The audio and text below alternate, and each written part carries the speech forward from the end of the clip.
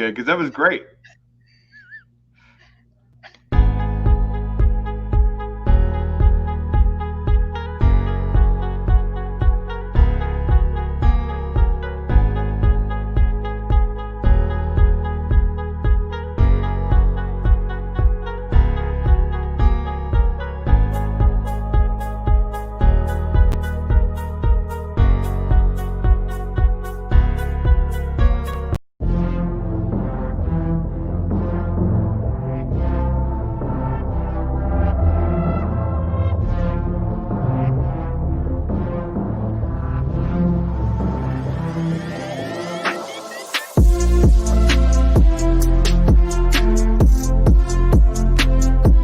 It was fire, and so I'll take that. I'll take that as well. It was So are you okay? I'm learning how to be a cook.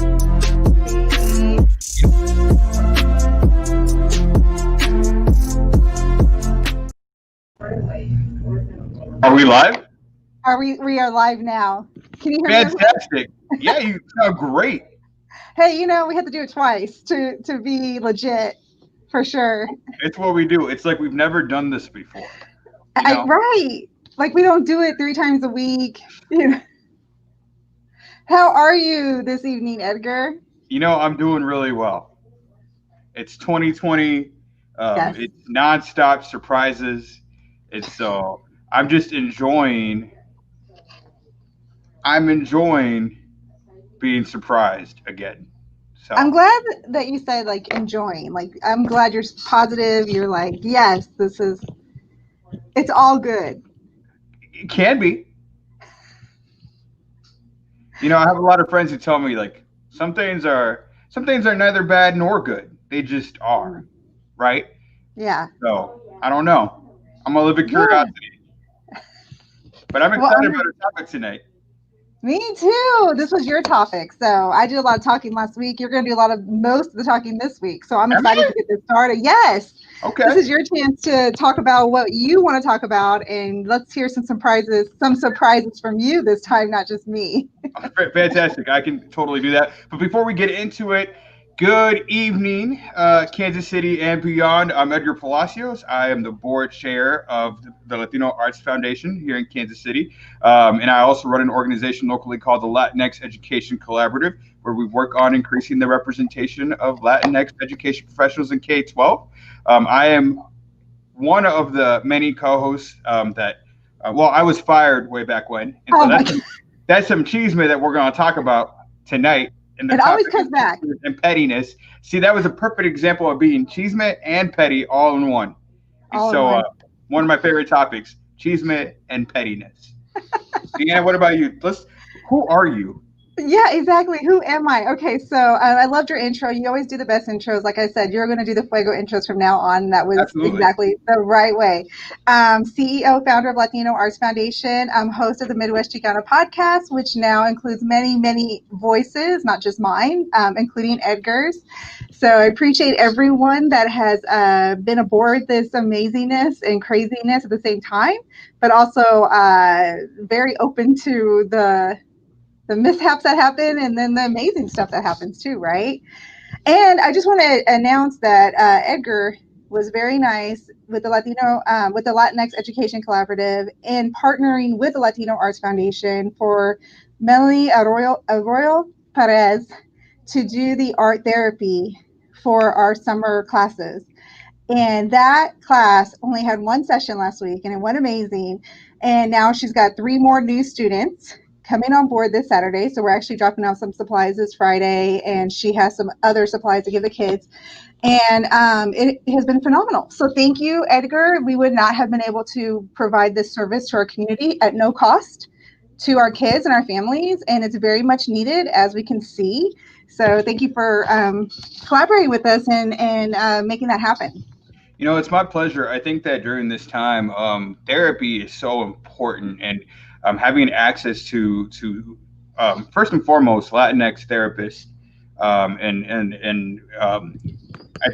think Melanie happens to be bilingual as well, and so I think it's a beautiful thing for our community to have access to those resources, particularly in the time of a global pandemic and a lot of uncertainty in our lives. And so the only ask that I have is that those that are supportive of the Latino Arts Foundation join us in supporting that work. Because as Deanna says, a lot of this comes up from her pocket. She doesn't talk about that. And so we want to make sure that we're supporting her and the organization. And that's a small contribution that I can make to make sure that a lot of our students and our young folks in our community have access to these resources. So I'm sure, Deanna, at some point you're going to drop that donation link. Because if you haven't, you should. Because I know our community wants to support us and support you and the organization in this work. So just as an FYI. Talking about cheese, man. Here we go. I want to ask whoever's watching us today, if you're watching us, I want to know what your feelings are on Cheeseman, and I want to know what your feelings are on being petty. Mm-hmm. I'm excited about this because this is one of my favorite things to talk about, and I love a good petty. You know what I'm saying? So I'll give you a good example. I think we might all be familiar with Will and Jada and the Red Table Talk that they just did a couple of weeks ago. It's no surprise that we're talking about it during the month of August. Get it? Okay, maybe not. You're going to have to probably explain that one, Edgar. So, I don't know if you follow current events or not. Will Smith is, somebody that I've been following since I was spending the times in the playground most of my days. This gets better and better every week, people. That's why you got to join us every week. Something new happens. Chilling, relaxing, shooting some b-ball. Thought it was cool. Anyways. Nobody knew you were a rapper either. So here we go. Nobody did. Nobody will. And so anyways, obviously, I think August Alsina was this young man who entered Will and Jada's life, friend of their kids. And then apparently he needed some healing to do, and Jada took it on to heal him. And so obviously things happen in relationships, none of our business. I don't care about that because hey, whatever they're doing, it's their business. And if they can work through it, that's cool. Right. But what I really thought was really interesting was, and a lot of people didn't take it this way, so tell me if I'm wrong on this, but there was something about Will Smith just sitting there and doing these heavy, like he does. But very intentional and very strong, head nods. And then he was like, why don't you actually just tell them what you did? And so that to me was a high level. It was an entanglement. Things definitely got entangled. But I thought it was so interesting, right? Because first of all, it involved two of my favorite things in the world, Cheeseman, because we all want to talk about what's going on in their marriage, and then pettiness. And I thought, I thought it was wrong. I could be wrong, but my interpretation of that entire conversation, even though it was an uncomfortable conversation very clearly, was that there was some petty happening there.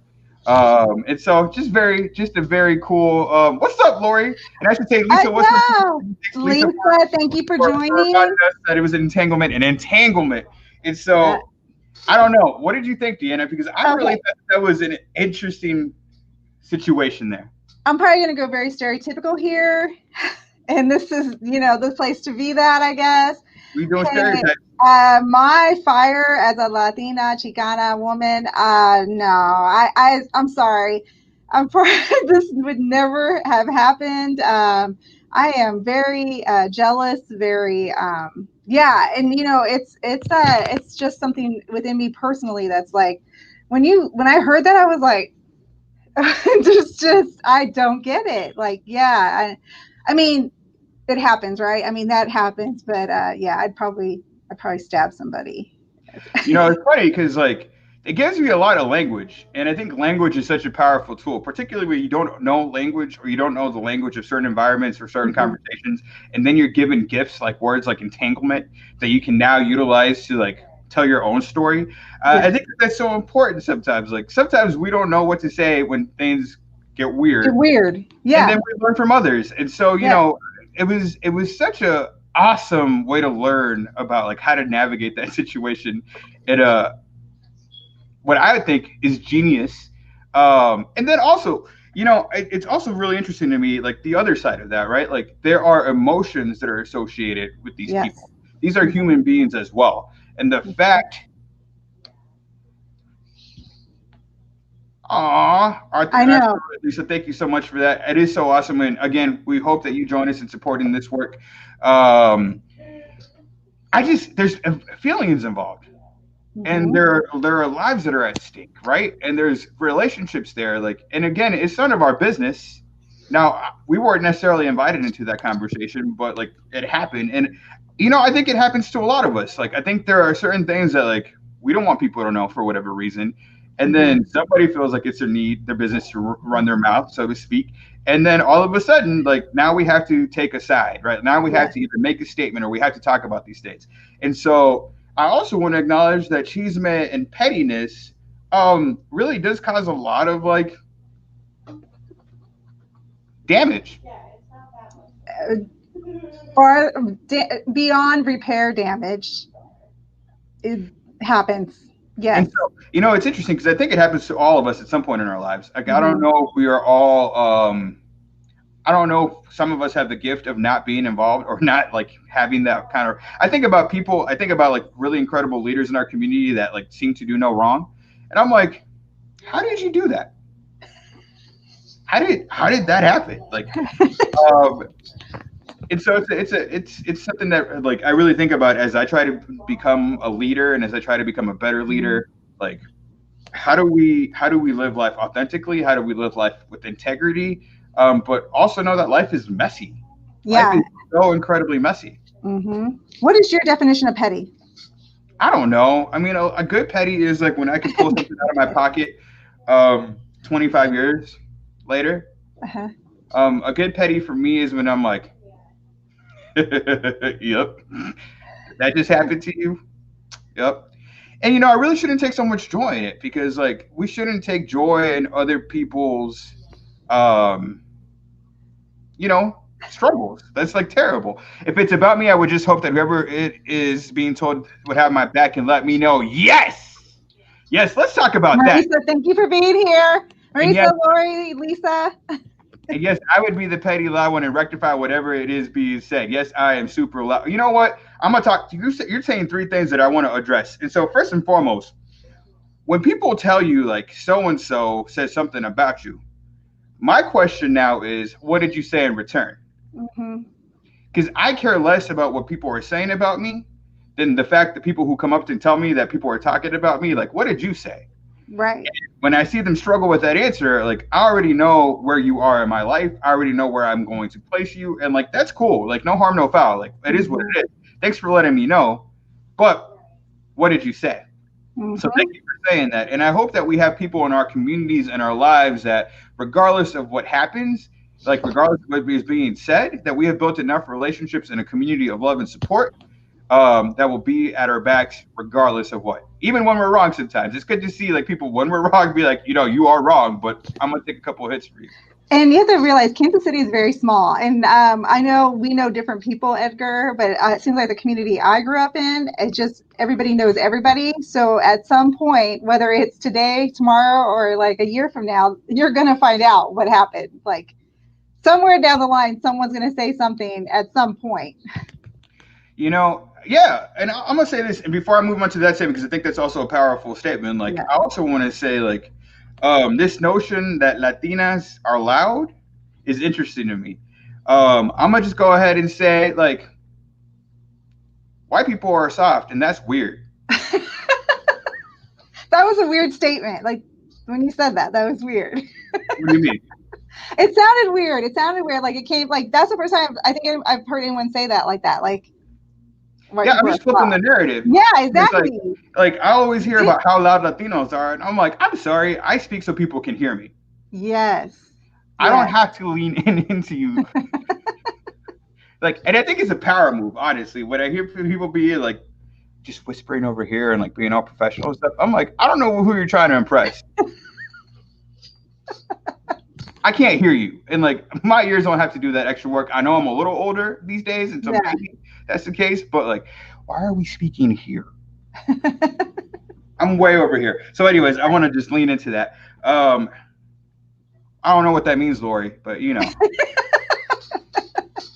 I can't wait to find out, though. I can't wait to find out. But yeah. Deanna, remind me again of what was your statement or response to Marissa? Oh, let's go back. Okay. Yes, absolutely.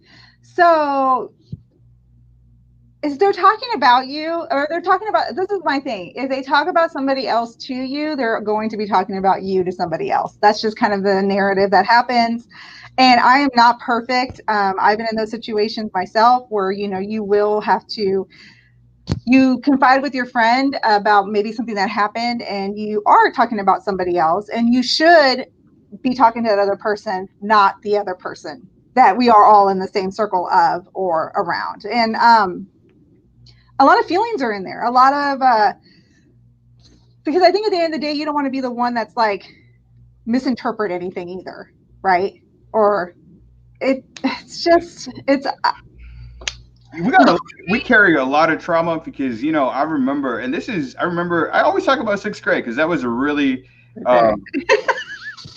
sorry, Lori, I can't hear you. I know. It should have been capitalized, Lori. No, I'm sorry. Lori, you're being too quiet.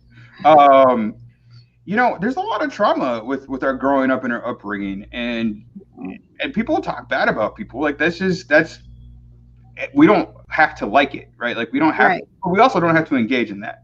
Mm-hmm. And when people say stuff about us, and when people say stuff about other people to us, we actually have an option there to be like, thanks so much for telling me that.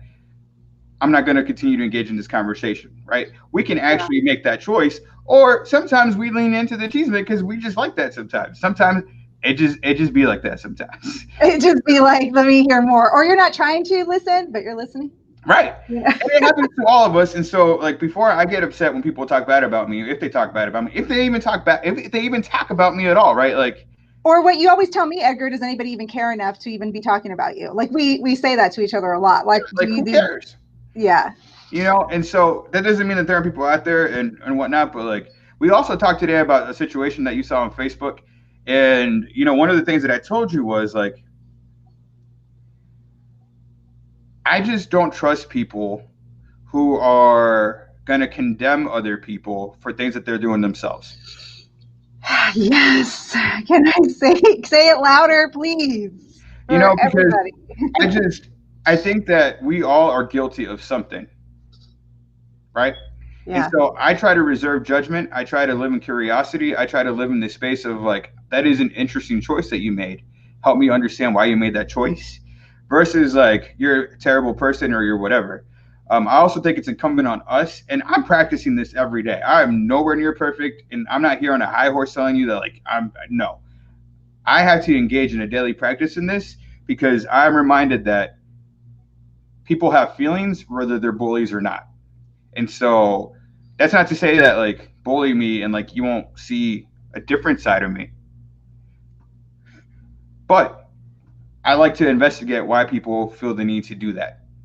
Well, and I think, Edgar, when it gets to the point, like what we had talked about, I'm like I said, I don't know if I'm naive or what the heck, my doors just opened, but knowing that there's private Facebook groups about other people, it just literally, I think, brought a whole new world in regards to what you said, like petty, like how do we get that far deep into having private Facebook groups about people? I don't understand that.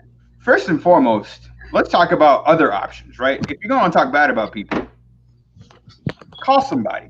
Yeah. That way there's no written record of it.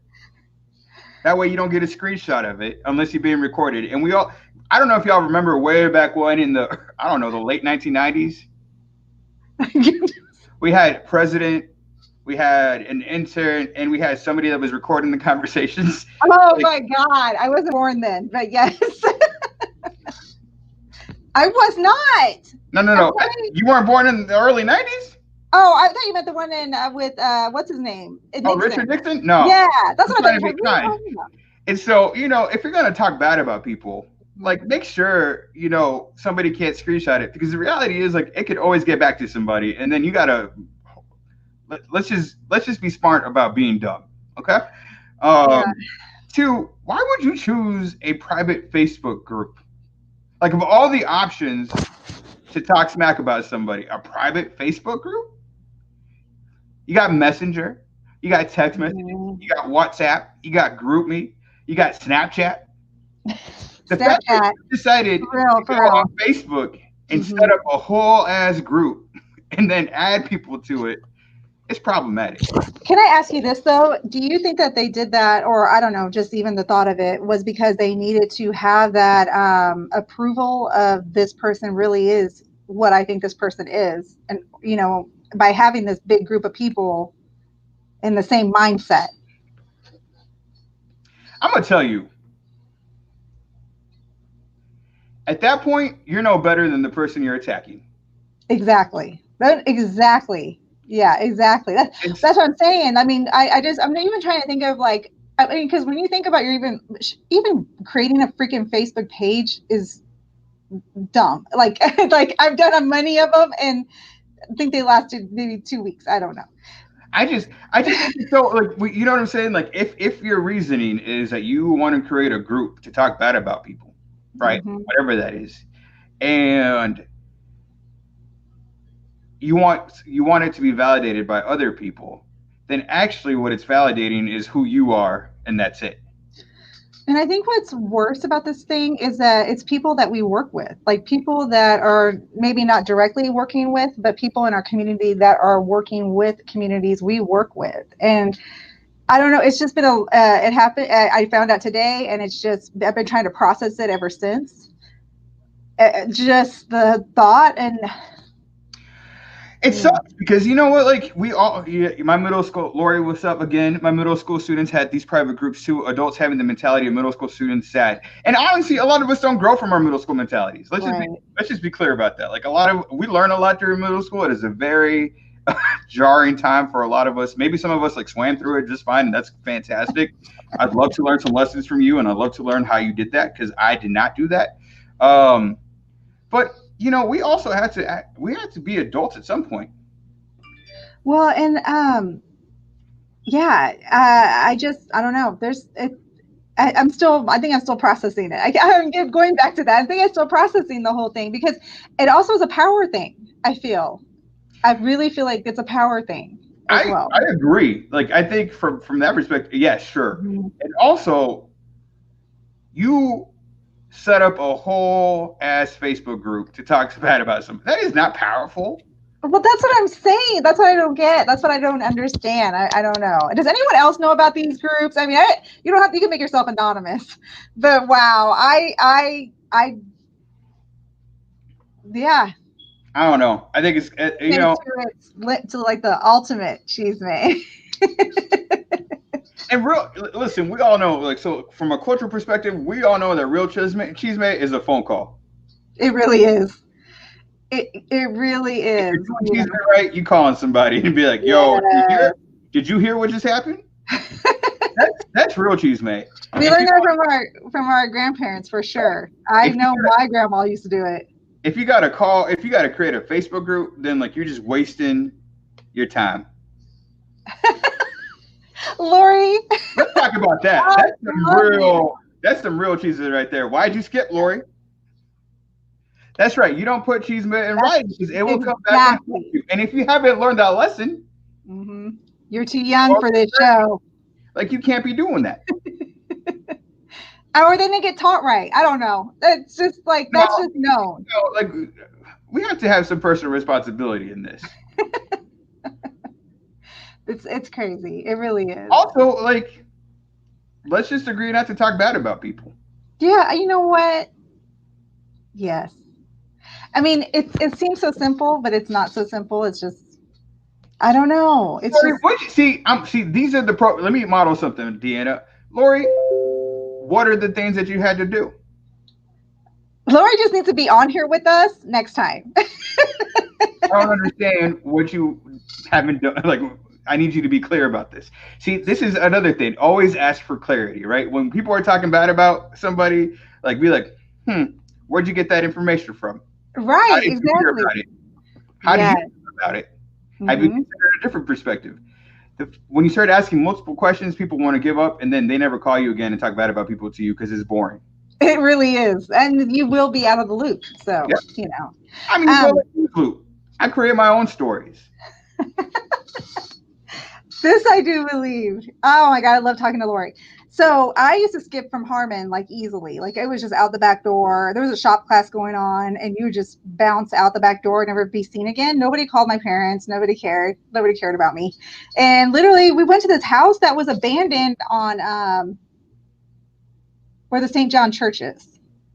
Like an abandoned home over there. Like it was like for real. I mean, Lori probably say this too. I can't believe I'm still alive. Like the things that I used to do. I would never, like my kids, I can't even imagine them doing the things that I did.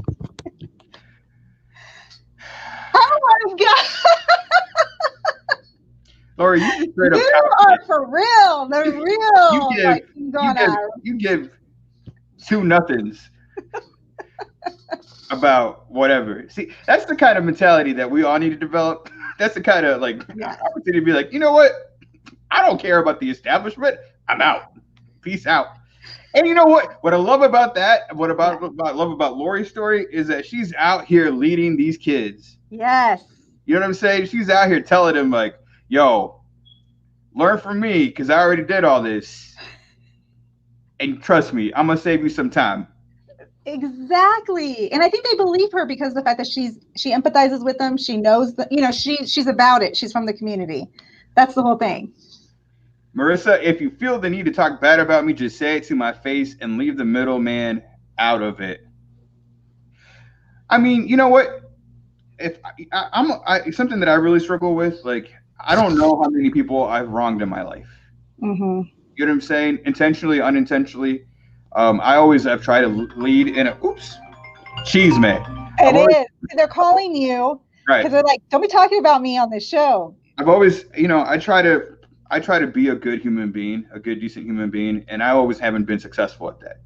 And so I think about all the people that I probably should apologize to, and it cracks me up. It's just like there's a lot of people out there that I should be apologizing to. Yeah. And also, like, we have an opportunity to like learn from our mistakes and to show people and model a different way for folks. Exactly. Now I'm worried about student mobility. Lord, help my student. See, that's the karma, Lori. The karma was you didn't care about school back then, and now you care so much. That is, you know what? That's truth right there. I believe in karma 110%. It always comes back. Always. See, Lori, now you're worried about your students. That's what's happening. But, you know, sometimes the bad in our life determines the good that we can do. Yes, exactly. Okay, so let's talk about Petty some more. You had like a lot to talk about with Petty. I love pettiness. Pettiness would execute it well is funny to me. Why do you love pettiness so much, though? Like, what makes it so amazing? It's strategic. You know, it can be surgical. It's a gift. It's a gift. If you do it well, like it's a gift. It's like your brain is so like wonderful. If you can, if you're willing to share, audience, people who are watching right now, I just want to know, like, share some of the petty things you've done in the past, and then maybe I'll share a couple of mine. Oh God! Deanna, are you petty, Deanna? Yeah, I am. I am petty. Without naming names, like just tell a petty story one time. Shit, I don't know. Now you got me on the spot. You know why I have too many? I think that I can't even pinpoint one to tell. I don't know. I don't even know like what. I can't even like. I don't know. You start, Edgar. Oh God, you can't even think of one either? Oh no, I'm trying to think about how to tell the story. There's two different different issue. So petty. My petty typically involves people who have talked bad about me. Mm-hmm. And then I offer help that they need and they can't say no. That's good. That's a good one. Like, it's a strong flex of like, you think you're going to talk, stuff about me. Mm-hmm. but you need my help. And so I'm going to be here to help you out, and I'm going to enjoy every second of it. So, I think I'm going to have to tell you that my whole Queer Eye experience has been a real big situation in that with people. It really has. And I think we've talked about that before, that I get dismissed a lot with it, but then yet they're asking me to be like on things. Like, and hey, I want your voice on this or that. But at the end of the day, it's like, oh, well, you were just on this show that gave you everything and you didn't have to work for it. But yeah, come be on the show. I think, and we've talked about this, and I think this is a distinction, right? Like, I think as a woman, as a Latina woman, your experience with like the put downs and the constant jabs and the microaggressions, or really just our aggressions. Like it's been an interesting experience to like walk alongside you and see the way that people treat you. And the fact that they, I don't know if a lot of them they don't believe me, but a lot of them can't really fathom that really happens. Yeah. It's almost like, I'll believe you when I see it. And like, I don't know, I don't ever see these people enough to where they probably can, but I don't know. It's just the weirdest thing. It's weird. And I tell you, it's weird. I was like, that really happened. And, and the more that we talk and the more that we build the friendship and I see it. Right. And I always tell you this, I get confused because I'm like, that's just not my experience yet. Right. Like, or maybe it is. And I just ignore it. Well, right. Like, or whatever it is. And so I'm still trying to determine. But like, I think that there's a lot to be said for you as a woman navigating corporate and other spaces, like the level of misogyny that you encounter, the level of backstabbing that you encounter, the level of put downs that you encounter, it's really brutal. And what's really interesting about it to me is like you still manage, for the most part, to walk with grace. For the most part, yes. For the most part. And I think that's important. Like, that's a lesson to be learned. And it's inspiring to see you navigate in that space that way. Because I'm like, man, I don't think I could do it. Like, I don't think I could do it. So I can tell you this, like here on these podcasts, I love absolutely the podcast. Like that's so phenomenal for me, especially hearing other people's stories and having people on and their voices. But literally, I get told a lot, oh my gosh, you smile so much and you seem so happy and everything. But can I tell you honestly, like while I'm doing these and we talk, I literally think about all the trauma that has happened in regards to whatever situation we're talking about. Like right now, it just took me back to my corporate world and the treatments that happened and are continuing to happen, and the white supremacy that happens when you just go through this whole, we've all been through this whole movement, we've all been through this whole shift, for a lot of white people, and it's still like nothing happened. And so behind my smile, I literally think about all the bad things that have happened. And I think this helps me a lot because it is like therapy. It's like talking to people and knowing that you're not alone in these stories. Even if even with you as a man, Edgar, yes, you don't maybe have the same things that have happened to me, but situations happen to you still, and the fact that you empathize with me helps me a lot. We're all human. Like, I think that's the side of it that like we forget sometimes. It's like there are real feelings and emotions attached to these conversations, and leadership is full of moments where like you have to bite the bullet and take the hit, because ultimately, I think this is me, if you're doing leadership right, you're not doing it for yourself, right? And so that takes humility, which is a practice. It takes the ability to receive negative information and still move forward. It's the ability to understand and empathize and practice that too, because I took a Strength Finders test about a year ago, and I thought I was really empathetic. And out of the 34 strengths, empathy was like number 32. Hey. And so I had to like really do some work around that. It doesn't mean that I can't be empathetic, but it just means like when I lead from my strengths, like empathy is not something that I have. Yeah. It's not my top 5. And maybe that's why we jive, because empathy is my top number 1. Right. Yeah. But I think interesting about strengths is sometimes strengths go into overdrive and they actually can be shifted into weaknesses, right? Mm-hmm. And so there is such a thing as being too empathetic. Mm-hmm. There is such a thing as having too many ideas, right? Like there are these levels of excess that also stop us from doing the work that we need to be doing. And so Lori said that I love being petty with a smile. I do. Can we go back to what you said earlier? When we talked about the cheese man, people talking about people, and the fact of, we like to talk about people that are building things, that are building it in their own way, in a different way, in a different mindset. And then, the fact that you're going to tear somebody down because they are doing it a different way.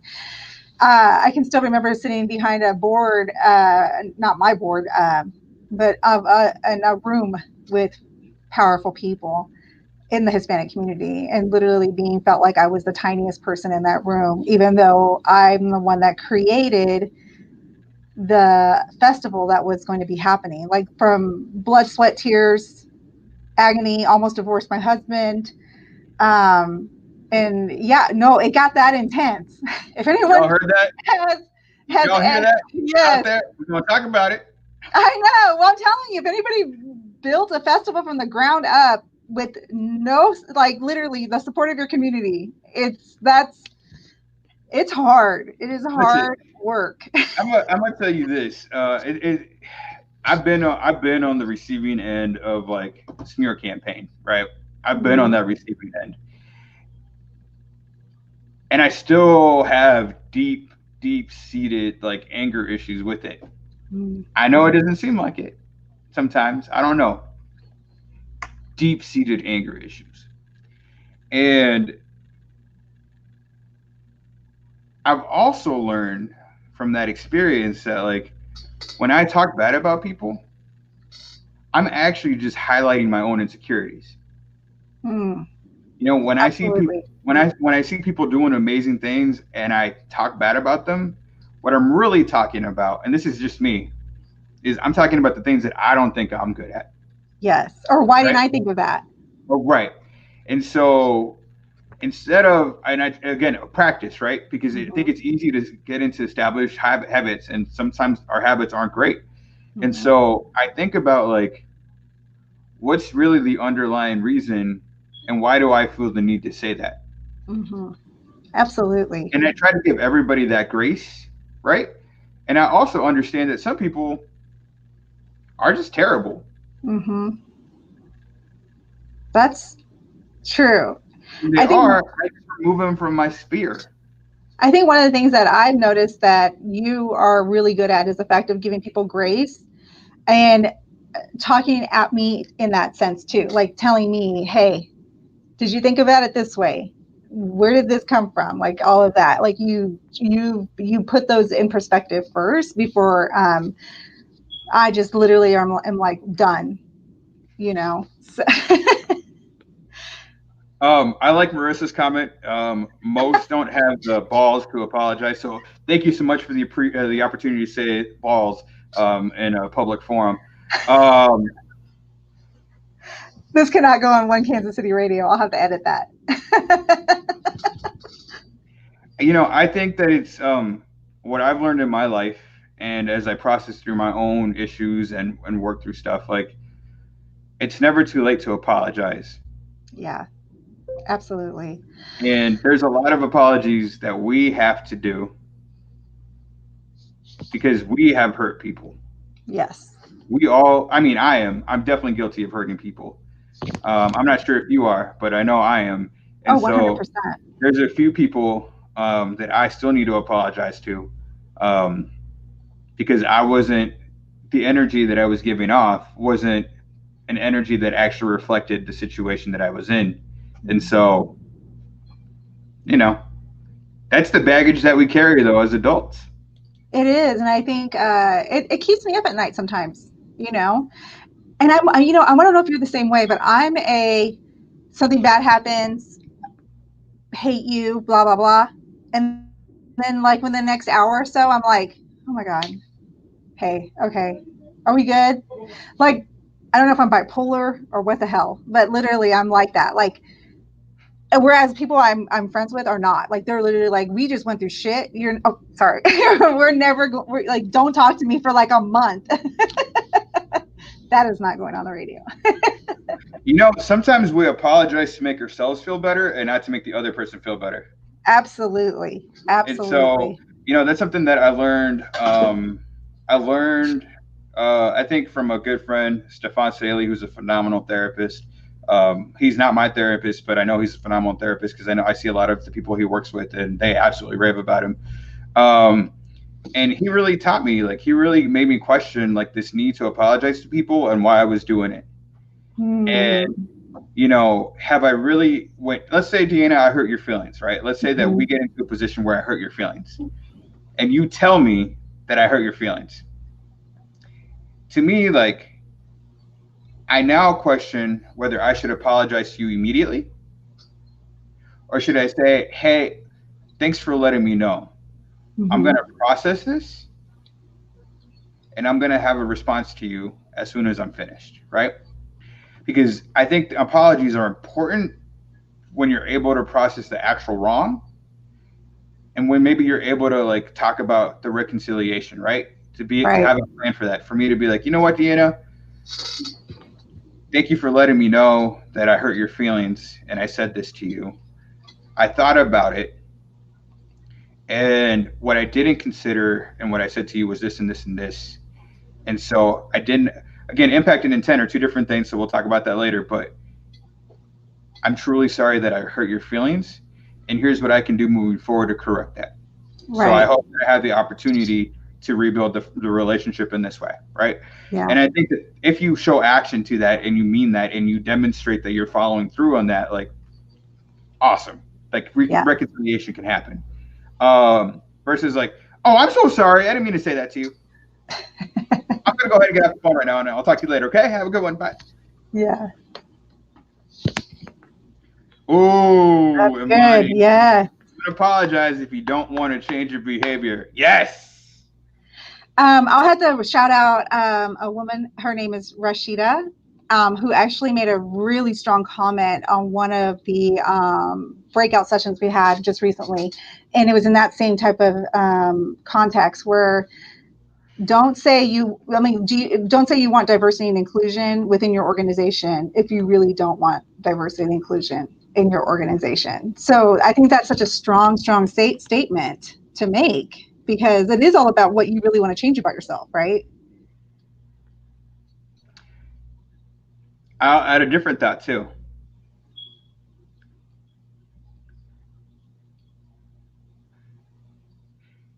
Sometimes people demand apologies when they haven't been wronged.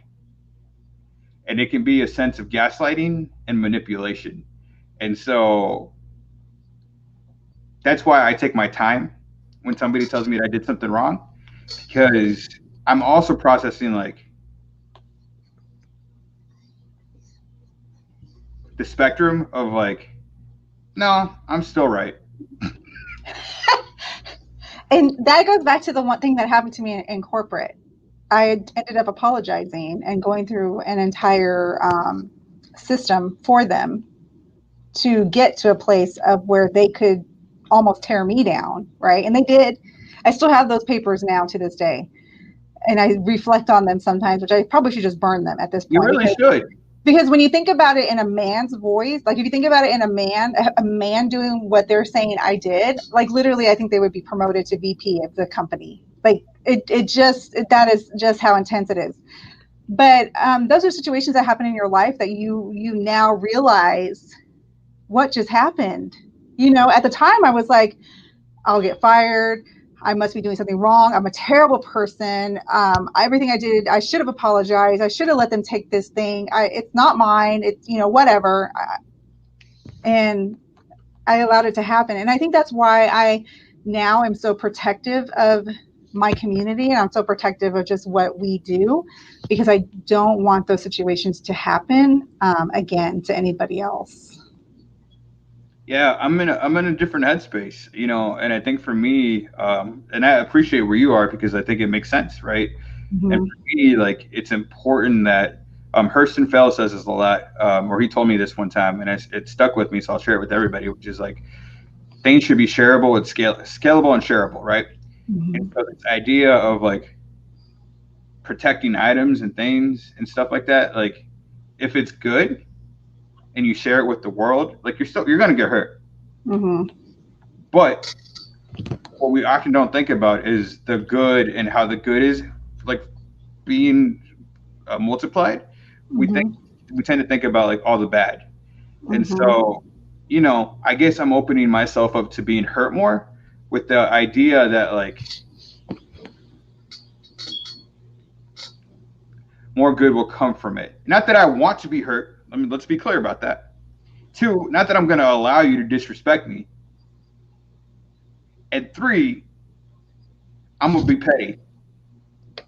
Come for me and I will show you. I'm sure I've been giving fake apologies because the other person wants to avoid the conversation. Absolutely. Do you know how many times I've faked apologized in my life? I don't want to talk to you right now, so you're going to get an apology. And then don't call me again. So true. I mean, that's a true, like, I'm guilty of this stuff. I'm like, yeah. Mm-hmm. I mean, who among us has not done a fake apology? Right. Exactly. I mean, you'd be lying. We're all human. It happens. It's happened, I'm sure. And if you have not done that, please let us know, because we let me know how I learned from you, because how we all can learn. But I think learning how to be in discomfort is such a powerful tool to add to anybody's tool belt. Mm-hmm. And when you've done wrong, like, you have to sit in that discomfort. Like, you have to understand the pain that you've caused. Absolutely. And I think that's part of becoming an adult. And that's something that I wish that my parents taught me. You know what I'm saying? Like, I wish they modeled that for me. And it's just, I mean, we're going through that when it comes to finances, like, and credit and all that. Like, nothing. I feel like, I don't know.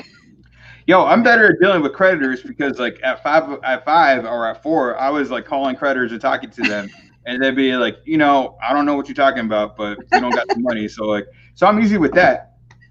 I'm not like modeling the way of like, let's build wealth. I'm like, what? I got kids. I had to get them to college. I don't know what wealth you're talking about. It's all going to it's all going to the government and institutions. So, how do we want to wind this down, Edgar? How do we want to leave for the next broadcast, people to think about some ideas? This was a really good conversation. Like, it was honest, open, flowed all over. It was good. That's what we do. I think next week I'd love to talk about reconciliation. I like that. I like that a lot. Reconciliation. That's really good. I guess something that I'm pushing out to everybody who's watching us is like, who is one person that you need to apologize to?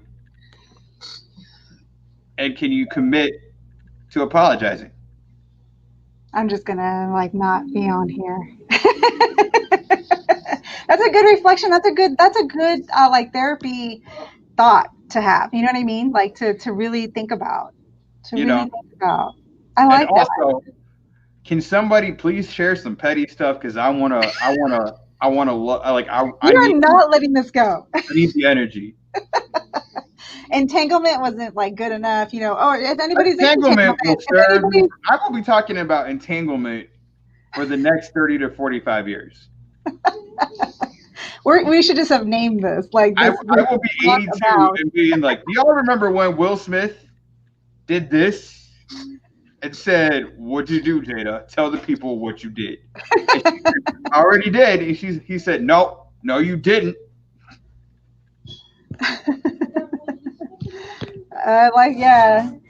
Apologize in distance. And then hi, Erica.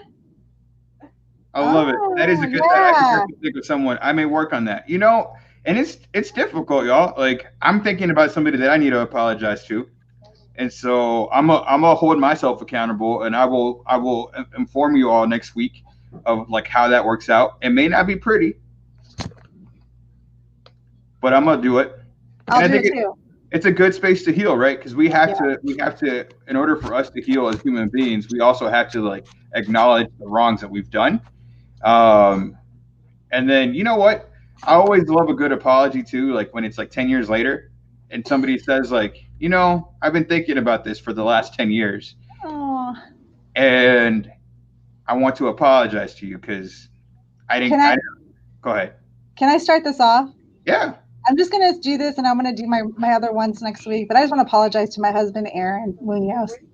It's been a long, rough couple years, and including just this week, even this morning. So I'm publicly apologizing to him for all of the crazy crap that's been happening lately. Because it really is. It's a mentality thing that I've been going through myself, and I've been putting it on him. And I think that we're both fiery people, so we both fire off when one gets fiery. The other one has to be fiery more. So that's my first apology for sure. And that's, I hope we can. I really like that a lot, Edgar. That was a really good headspace to be in. I'm going to say this. I love Marissa, you are killing the game today. Some people need to apologize to themselves for letting things get to the petty point. Man, you're right. Oh, man. I'm going to have to, I'm sorry, Edgar. I'm sorry for not being better than you can be. That's a good point. I appreciate that. We started it off. There you go. See? You can be the villain in someone's story, but you don't have to stay the villain. And you know what? I'm going to also say this. Like, what's important about that statement in itself is like, you're always going to be a villain in somebody's story. Yeah. You will always know it, no matter what. No matter, you could be Mary. You'll never make them happy. You can be somebody's villain, right? Yeah. And, we play multiple roles in lives. And so that's unfortunate sometimes. It is. But you know what? Again, I love that. Segment. I think if somebody be unapologetic to ourselves because I think people have a tendency to get ourselves into a lot. Yes. You know what? Yes. I am not sorry for being loud everywhere I go. I'm not. I spent a hell of a lot of money going to music school to project my voice. I ain't sorry, y'all. I'm going to be as loud as possible because I have earned it. Mary got knocked up. Ooh, we don't want to talk about that because let's talk about Joseph. But that's. Oh my God! I totally have to edit this part out. I'm not sorry, Lori, for being too chingona. You know what? Absolutely. You know what I'm not sorry about? I'm not sorry about my blonde hair, and I'm not sorry that I can't speak Spanish. Okay, who brought this up? Lori, love you. I mean, we're going to talk about that. I don't know who you're apologizing to, but that's interesting. I love it. Oh, man. You know what? Yes, I am not sorry. But we also have to say I am sorry too, so we can do both. We're going to do it together. I love it. And we have the Latina Chicana podcast before our podcast next week, Edgar. So we could even start out with some of that over there, Lori and Erica. I got one for y'all. I am not sorry for being petty sometimes, because sometimes it's so good. See? Exactly. Okay. We're going to leave you all with that because Dr. Gene Chavez is waiting for me for our segment at 7. He's going to be mad at me. So next week, I'm not sorry and I am sorry. Right, Edgar? Apologize to somebody this week. All right, guys. We'll see you guys next Thursday. Thanks for coming. Bye, everyone. Bye.